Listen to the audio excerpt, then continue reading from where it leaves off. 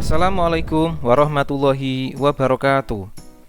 Halo Ibu Bapak Guru Hebat. Perkenalkan, nama saya Muji Kuat, calon guru penggerak Angkatan 11 tahun 2024. Berikut akan saya sampaikan koneksi antar materi, kesimpulan dan refleksi modul 1.1 dari program pendidikan guru penggerak.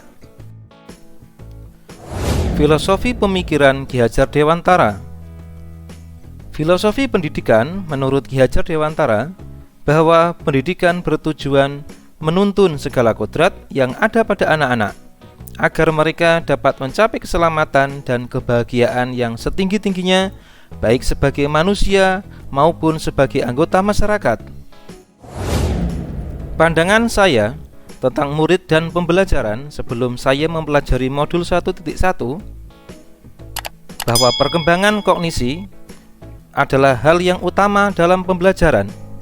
Pembelajaran hanya terfokus pada kegiatan memahami, mengolah informasi, memecahkan masalah, dan mengetahui sesuatu tanpa menghubungkan dengan pengembangan kepribadian dan sosial budaya siswa. Sehingga siswa mudah jenuh dan sudah dapat dipastikan bahwa perkembangan kognisinya pun semakin menurun. Ketercapaian materi. Pembelajaran hanya mengutamakan ketercapaian materi, bukan pada aplikasi isi materi dalam kehidupan sehari-hari. Siswa hanya dituntut untuk menguasai konten yang diajarkan, tanpa mengaitkannya dengan pengalaman sebelumnya. Murid seperti kertas yang kosong. Teori tabula rasa ini berarti menganggap murid hanya pasif dalam kegiatan belajar mengajar. Keterlibatan murid tidak dianggap penting, apalagi berpendapat atau berinisiatif melakukan sesuatu. Murid seperti kertas kosong dan guru seperti tintanya, sehingga murid tidak memiliki kebebasan dalam belajar. Berpusat pada guru. Guru menempatkan diri sebagai orang yang serba tahu dan sebagai satu-satunya sumber belajar. Murid belajar secara pasif, hanya mendengarkan dan tidak mendapatkan kesempatan untuk berpendapat maupun menyanggah. Oleh karena begitu, pentingnya peran guru, maka biasanya proses pembelajaran seperti ini akan berlangsung manakala adanya guru dan tidak mungkin terjadi apabila guru tidak hadir di dalam kelas. Murid sebagai objek pembelajaran. Murid dianggap sebagai organisme yang pasif, yang belum memahami apa yang belum dipahami. Sehingga dalam proses pembelajaran, murid dituntut untuk memahami segala sesuatu yang disampaikan oleh guru. Peran murid adalah sebagai penerima informasi yang diberikan oleh guru. Jenis pengetahuan dan keterampilan kadang tidak mempertimbangkan kebutuhan murid, akan tetapi berangkat dari pandangan yang menuntut bahwa guru dianggap baik dan bermanfaat. Perubahan pemikiran dan perilaku setelah mempelajari modul 1.1. Setelah saya mempelajari modul 1.1, terdapat 5 perubahan pemikiran dan perilaku yang saya alami. Pembelajaran komprehensif. Pembelajaran secara komprehensif merupakan proses pembelajaran yang terpadu, bergerak bersama, dan menyeluruh. Pembelajaran ini berisi rincian dari prosedur hingga penilaian dalam pembelajaran. Terdapat 4 langkah utama yang merupakan sintaks dari pembelajaran komprehensif, yaitu orientasi, eksplorasi, pendalaman, dan penyimpulan. Dengan pembelajaran komprehensif, pengembangan kognisi, afektif, dan psikomotorik siswa dapat tercapai. Pembelajar sepanjang hayat.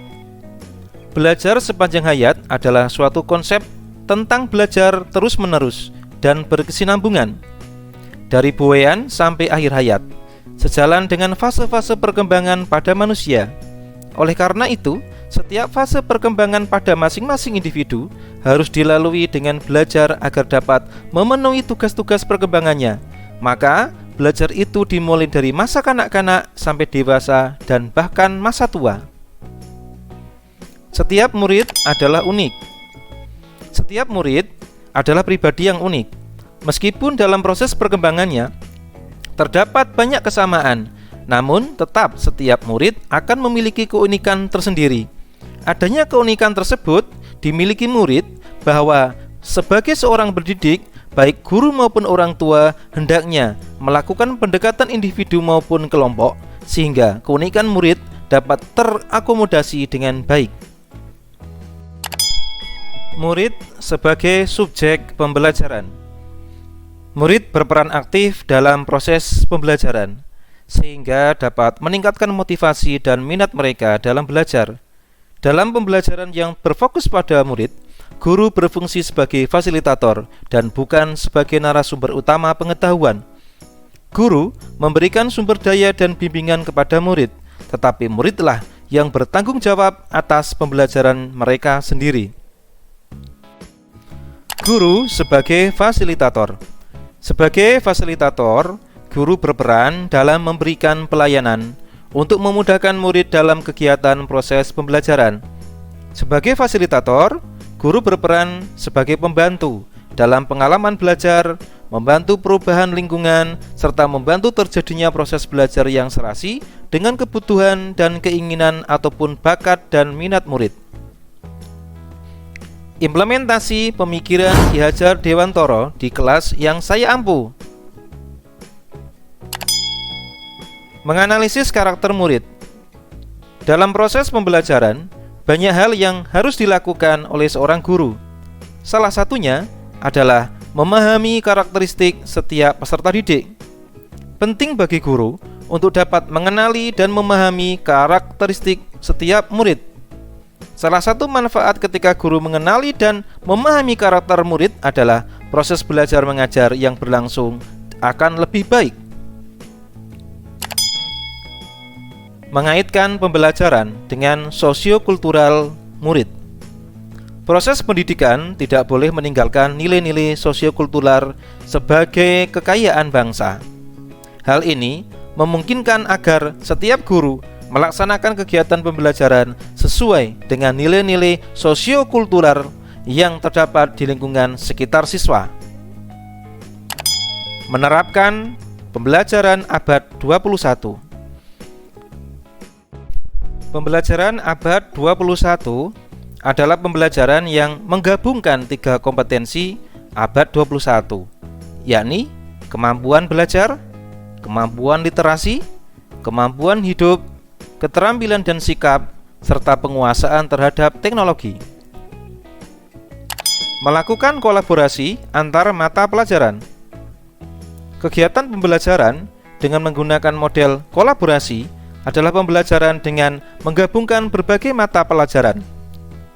Kolaborasi antar guru, antar mata pelajaran dalam pembuatan proyek selain mempercepat tercapainya tujuan pembelajaran, juga membuat peserta didik lebih kreatif, inovatif, memudahkan membimbing siswa, bisa mengurangi beban kerja guru karena siswa dibimbing oleh beberapa guru yang berbeda mata pelajarannya.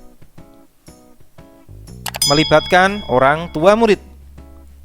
Guna mencapai tujuan pembelajaran yang efektif dan meningkatkan hasil akademik siswa, sekolah dapat menerapkan 3 metode berikut. Pertama, sekolah mengajak orang tua untuk mengembangkan keterlibatan mereka dalam proses belajar mengajar. Kedua, sekolah mengajak orang tua untuk berbicara mengenai keluhan apa yang mereka rasakan dan dukungan apa yang mereka butuhkan dari sekolah. Ketiga, sekolah memantau jalannya proses pembelajaran dalam bentuk monitoring hasil akademik siswa. Pendidikan adalah tempat persemaian benih-benih kebudayaan, membentuk peradaban manusia dan bangsa Indonesia. Kebudayaan harus terus bergerak sesuai dengan kodrat alam dan kodrat zaman. Pendidikan harus terus berubah untuk menjawab seluruh tantangan. Pertukaran kebudayaan bukanlah untuk menyamakan suatu kebudayaan, tapi untuk menguatkan identitas dari masing-masing kebudayaan. Pendidik sebagai penuntun harus paham dengan kondisi dan kemampuan dasar murid. Hubungan antara pendidik dengan murid dilandasi oleh cinta kasih, saling percaya, jauh dari sifat otoriter dan situasi yang memanjakan murid. Pendidik bertugas membantu anak didik untuk dapat hidup merdeka, cakap, dan berbudi pekerti sehingga menjadi manusia yang bijaksana. Ibu, Bapak, guru hebat, demikianlah penyampaian koneksi antar materi kesimpulan dan refleksi modul 1.1 dalam pendidikan guru penggerak. Semoga bermanfaat dan menginspirasi ibu bapak semua. Mohon maaf atas segala kekurangan. Mari awali diri untuk Indonesia maju, menjadi guru tergerak, bergerak, dan menggerakkan. Wassalamualaikum warahmatullahi wabarakatuh.